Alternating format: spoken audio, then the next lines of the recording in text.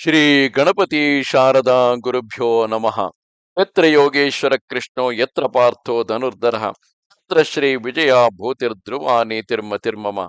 ಶ್ರೋತೃಗಳಿಗೆ ಶ್ರೀ ಅಳಸಿಂಗರಾಚಾರ್ಯ ವಿರಚಿತ ಶ್ರೀ ವ್ಯಾಸ ಮಹರ್ಷಿ ಪ್ರಣೀತ ಶ್ರೀಮನ್ ಮಹಾಭಾರತದ ವನ ಪರ್ವದಲ್ಲಿ ಯುಧಿಷ್ಠಿರನು ಭೀಮನು ಹೀಗೆ ಮಾತನಾಡುತ್ತಿರುವಾಗ ವ್ಯಾಸರು ಅಲ್ಲಿಗೆ ಬಂದು ಯುಧಿಷ್ಠಿರನಿಗೆ ಪ್ರತಿಸ್ಮೃತಿ ವಿದ್ಯೆಯನ್ನು ಉಪದೇಶಿಸಿದುದು. ಯುಧಿಷ್ಠಿರನು ವ್ಯಾಸರ ನಿಯಮದಂತೆ ಪರಿಜನರೊಡನೆ ಕಾಮ್ಯಕ ವನವನ್ನು ಪ್ರವೇಶಿಸಿದುದು ಎಂಬ 36ನೆಯ ಅಧ್ಯಾಯಕ್ಕೆ ಸ್ವಾಗತ.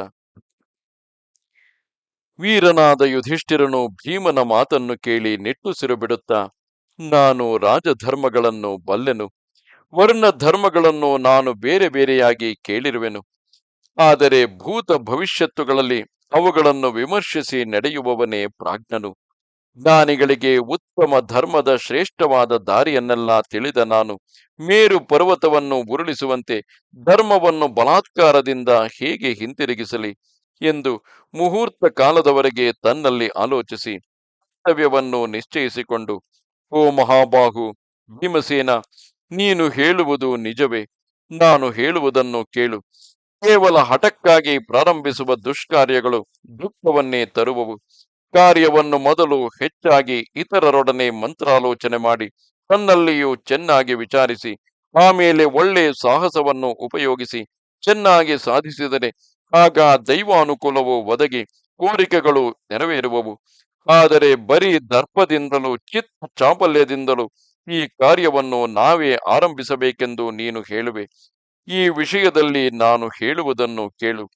ಭೂರಿಶ್ರವಸ್ಸು, ಕಲ್ಯನು, ಜರಾಸಂಧನು, ಭೀಷ್ಮನು, ದ್ರೋಣನು, ಕರ್ಣನು, ಅಶ್ವತ್ಥಾಮನು, ದುರ್ಯೋಧನನೇ ಮೊದಲಾದ ಧೃತರಾಷ್ಟ್ರ ಪುತ್ರರು ಇವರೆಲ್ಲರೂ ಅಸ್ತ್ರ ವಿದ್ಯಾಭ್ಯಾಸ ನಿಪುಣರು, ಯಾವಾಗಲೂ ಮೇಲೆ ಬಿದ್ದು ಕೊಲ್ಲುವ ಸ್ವಭಾವವುಳ್ಳವರು. ಅಲ್ಲದೆ ಹಿಂದೆ ನಮ್ಮಿಂದ ನೊಂದ ರಾಜರು ಸಾಮಂತರು ಈಗ ಕೌರವ ಪಕ್ಷವನ್ನು ಸೇರಿ ಈಗ ಅವರೊಡನೆ ಸ್ನೇಹವನ್ನು ಬೆಳೆಸಿರುವರು. ಅವರು ಆ ದುರ್ಯೋಧನನಿಗೆ ಹಿತವನ್ನು ಕೋರತಕ್ಕವರು. ದ್ರವ್ಯ ಬಲದಿಂದಲೂ ಸೇನಾ ಬಲದಿಂದಲೂ ಕೂಡಿದವರು.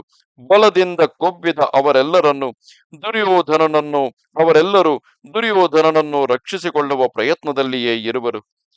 ತಮ್ಮ ತಮ್ಮ ಪುತ್ರರೊಡನೆಯೂ ಮಂತ್ರಿಗಳೊಡನೆಯೂ ಸೈನಿಕರೊಡನೆಯೂ ಕೂಡಿ ಬಂದಿರುವರು. ದುರ್ಯೋಧನನು ಅವರಿಗೆ ಬೇಕಾದ ಭೋಗಗಳನ್ನು ಒದಗಿಸಿ ಅವರವರಿಗೆ ಭಾಗಗಳನ್ನು ಕೊಟ್ಟು ಸತ್ಕರಿಸುವನು. ಹೀಗೆ ಸನ್ಮಾನಿಸಲ್ಪಟ್ಟ ಆ ವೀರನು ಯುದ್ಧದಲ್ಲಿ ಆತನಿಗಾಗಿ ಪ್ರಾಣವನ್ನಾದರೂ ಒಪ್ಪಿಸುವರೆಂಬುದು ನನ್ನ ನಂಬಿಕೆ. ಭೀಷ್ಮನು, ದ್ರೋಣನು, ಕೃಪನು ಇವರೆಲ್ಲರೂ ನಮ್ಮ ವಿಷಯದಲ್ಲಿಯೂ ದುರ್ಯೋಧನನ ವಿಷಯದಲ್ಲಿಯೂ ನಿಷ್ಪಕ್ಷಪಾತವಾಗಿ ಸಮಭಾವದಿಂದಿದ್ದರು. ಅವರು ಆ ದುರ್ಯೋಧನನ ಉಪ್ಪನ್ನು ತಿಂದವರು. ಅದರಿಂದ ರಾಜಾಜ್ಞೆಗೆ ಬದ್ಧರಾಗಲೇಬೇಕು. ಆದುದರಿಂದ ಅವರು ಕೌರವರಿಗಾಗಿ ಯುದ್ಧದಲ್ಲಿ ಪ್ರಾಣವನ್ನಾದರೂ ಒಪ್ಪಿಸುವರೆಂದೇ ನೆನೆಸುವೆನು. ಅವರೆಲ್ಲರೂ ದಿವ್ಯಾಸ್ತ್ರಗಳನ್ನು ಅರಿತವರು, ಧರ್ಮವ್ರತರು. ಇಂದ್ರನೊಡಗೂಡಿದ ದೇವತೆಗಳಾದರೂ ಅವರನ್ನು ಜಯಿಸಲಾರರು. ಅವರಲ್ಲಿಯೂ ಸಕಲಾಸ್ತ್ರ ನಿಪುಣರು. ದುರ್ಜಯನು, ಅಭೇದ್ಯ ಕವಚವುಳ್ಳವನು, ಮಹಾರಥನು ಆದ ಕರ್ಣನು ಯಾವಾಗಲೂ ಪ್ರಯತ್ನಶೀಲನು. ಈ ಸ್ಥಿತಿಯಲ್ಲಿ ಯಾವ ಸಹಾಯವೂ ಇಲ್ಲದ ನೀನು ಯುದ್ಧದಲ್ಲಿ ಆ ಪುರುಷ ಶ್ರೇಷ್ಠರೆಲ್ಲರನ್ನು ಜಯಿಸಿದ ಹೊರತು ದುರ್ಯೋಧನನನ್ನು ಕೊಲ್ಲಲಾರೆ.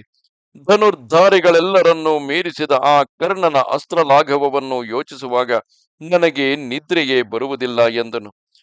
ಕೋಪ ಸ್ವಭಾವವುಳ್ಳ ಭೀಮಸೇನನಿಗೆ ಈ ಮಾತನ್ನು ಕೇಳಿ ಇನ್ನೂ ರೋಷಾವೇಶವು ಹುಟ್ಟಿತು. ಅಣ್ಣನ ಮಾತಿನಲ್ಲಿ ಗೌರವದಿಂದ ಆ ಕೋಪವನ್ನು ಹಾಗೆಯೇ ಅಡಗಿಸಿಕೊಂಡನು.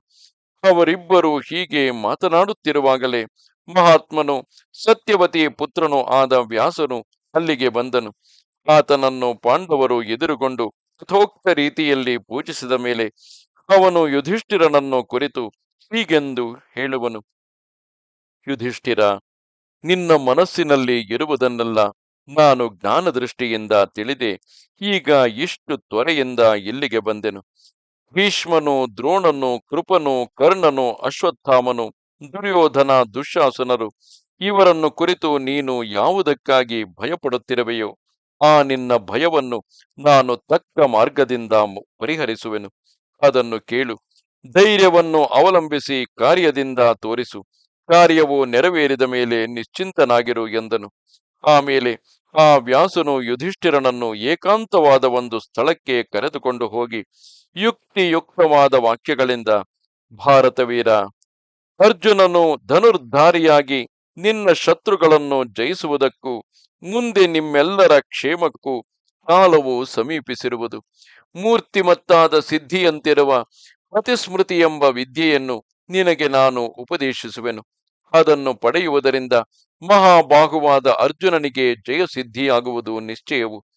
ಈ ಆ ಮಂತ್ರವನ್ನು ಅವನಿಗೆ ಉಪದೇಶಿಸು.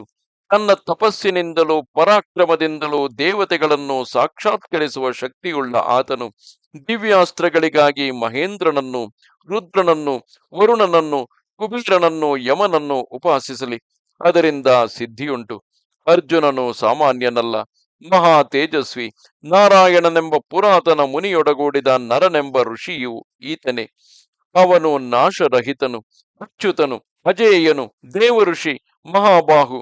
ಇಂತಹ ಅರ್ಜುನನು ಇಂದ್ರನಿಂದಲೂ ರುದ್ರನಿಂದಲೂ ಲೋಕಪಾಲಕರಿಂದಲೂ ಮಹಾಸ್ತ್ರಗಳನ್ನು ಪಡೆದು ಅದ್ಭುತ ಸಾಹಸ ಕಾರ್ಯಗಳನ್ನು ಮಾಡುವನು. ಕೌಂತೇಯ, ಮುಂದೆ ನಿಮ್ಮ ವಾಸಕ್ಕಾಗಿ ಈ ವನಕ್ಕಿಂತಲೂ ಉತ್ತಮವಾದ ಬೇರೊಂದು ವನವನ್ನು ನೋಡು. ಒಂದೇ ಸ್ಥಳದಲ್ಲಿ ಬಹಳ ಕಾಲ ಇರುವುದರಿಂದ ಅಲ್ಲಿ ಜಿಹಾಸೆ ಹುಟ್ಟುವುದು ಸಹಜವು. ಅಲ್ಲದೆ ನೀನು ಇಲ್ಲಿಯೇ ಇದ್ದರೆ ಈ ತಪೋವನದಲ್ಲಿರುವಾಗ ವೇದಾಂಗ ಪಾರಂಗತರಾದ ತಪಸ್ವಿಗಳಿಗೆ ಶಾಂತಿ ಭಂಗ ಉಂಟಾಗುವುದು. ಇಲ್ಲಿನ ಸಾಧು ಮೃಗಗಳು ಸಂಚಾರಕ್ಕೂ ಅಡ್ಡಿಯಾಗುವುದು. ಇಲ್ಲಿನ ಗಿಡ ಬಳ್ಳಿಗಳು ನಷ್ಟವಾಗುತ್ತಿರುವವು ಎಂದನು.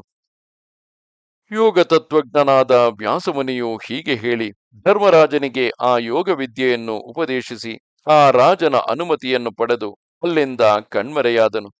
ಯಾವಾಗಲೂ ಧರ್ಮನಿಷ್ಠನಾದ ಧರ್ಮರಾಜನು ಆ ಮಂತ್ರವನ್ನು ಸರ್ವ ಕಾಲಗಳಲ್ಲಿಯೂ ಜಪಿಸುತ್ತಾ ಅದನ್ನೇ ಮನಸ್ಸಿನಲ್ಲಿ ಧ್ಯಾನಿಸುತ್ತಿದ್ದನು. ಆಮೇಲೆ ಅವನು ವ್ಯಾಸ ವಾಕ್ಯದಂತೆ ಆ ದ್ವೈತವನದಿಂದ ಸರಸ್ವತಿ ನದಿ ತೀರದಲ್ಲಿರುವ ಕಾಮ್ಯಕವನವೆಂಬ ಪ್ರಸಿದ್ಧ ವನಕ್ಕೆ ಹೊರಟನು. ವೇದ ಪಾಠದಲ್ಲಿಯೂ ವೇದಾಂಗ ಶಿಕ್ಷೆಯಲ್ಲಿಯೂ ನಿಪುಣರಾದ ಅಲ್ಲಿನ ತಪಸ್ವಿಗಳು ದೇವೇಂದ್ರನನ್ನು ಋಷಿಗಳು ಹೇಗೋ ಹಾಗೆ ಅವರನ್ನು ಹಿಂಬಾಲಿಸಿದರು. ಮಹಾತ್ಮರಾದ ಆ ಪಾಂಡವರು ತಮ್ಮ ಮಂತ್ರಿಗಳೊಡನೆಯೂ ಕೆಲವು ಮಂದಿ ಕಾಲಾಳುಗಳೊಡನೆಯೂ ಕಾಮ್ಯಕ ವನವನ್ನು ಸೇರಿ ಅಲ್ಲಿ ತಮ್ಮ ವಾಸಕ್ಕೆ ತಕ್ಕ ಸ್ಥಳಗಳನ್ನು ಏರ್ಪಡಿಸಿಕೊಂಡರು. ಅಸ್ತ್ರವಿದ್ಯಾ ನಿಪುಣರಾಗಿ ಸದಾಚಾರ ಪರರಾದ ಆ ಪಾಂಡವರು ಅಲ್ಲಿ ಯಾವಾಗಲೂ ವೇದ ಮಂತ್ರಗಳನ್ನು ಪಠಿಸುತ್ತಾ ಅಲ್ಲಿನ ಮೃಗಗಳನ್ನು ನೋಡಿ ಸಂತೋಷಿಸುವರು. ಆಗಾಗ ಶುದ್ಧ ಮೃಗಗಳಿಗಾಗಿ ಬಾಣಗಳಿಂದ ಬೇಟೆಯಾಡುವರು. ಪಿತೃಗಳನ್ನು, ದೇವತೆಗಳನ್ನು, ಬ್ರಾಹ್ಮಣರನ್ನು ವಿದ್ಯುಕ್ತ ರೀತಿಯಲ್ಲಿ ತೃಪ್ತಿಪಡಿಸುವರು.